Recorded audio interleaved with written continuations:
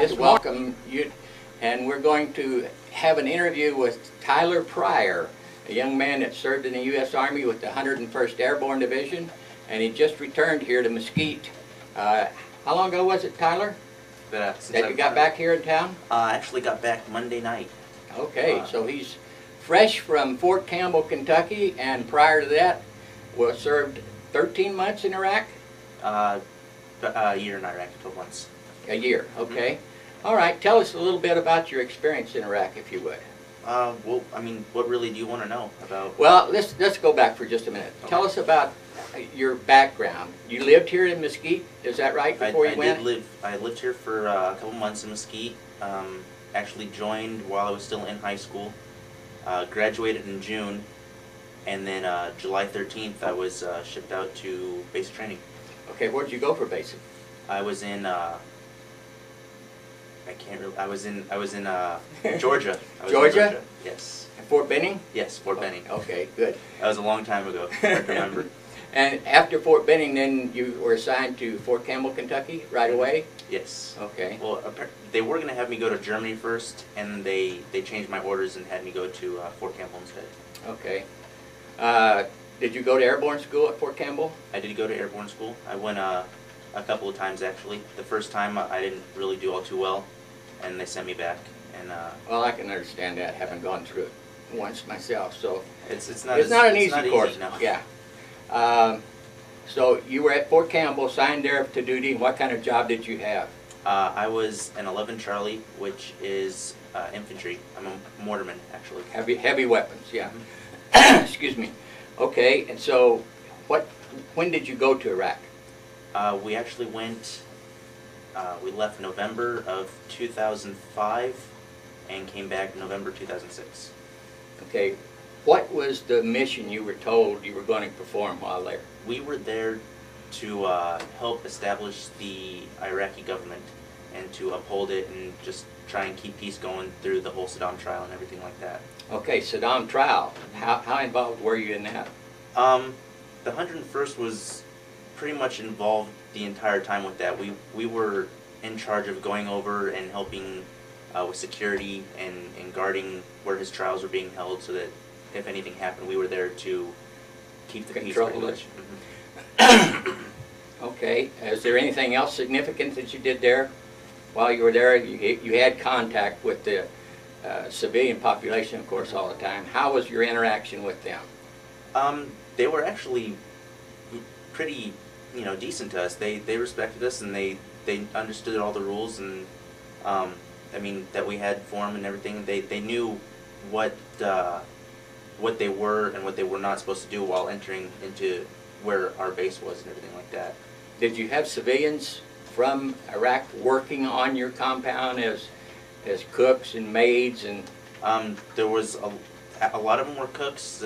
They came and they did trash details and stuff like that. They came around and like swept the streets and picked up trash, and they had some shops actually inside our compound that we could go to, like to get like movies and some food and stuff like that. Okay, and they ran those shops, and they made money off of running those shops? Yes. Okay. When you were there, right, what about the equipment that you had? Did you feel that you had adequate equipment to protect yourself? There was a lot of controversy here in the United States recently about we weren't supplying our soldiers well enough with equipment to protect themselves.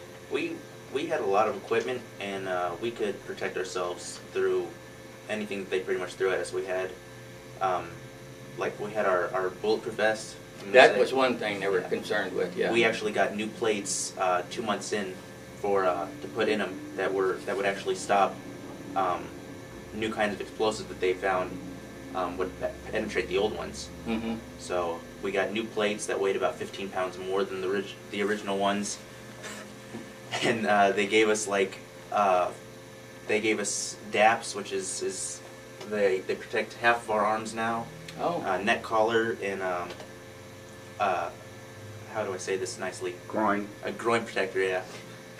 Okay, good. And I mean, and they gave us side plates now too.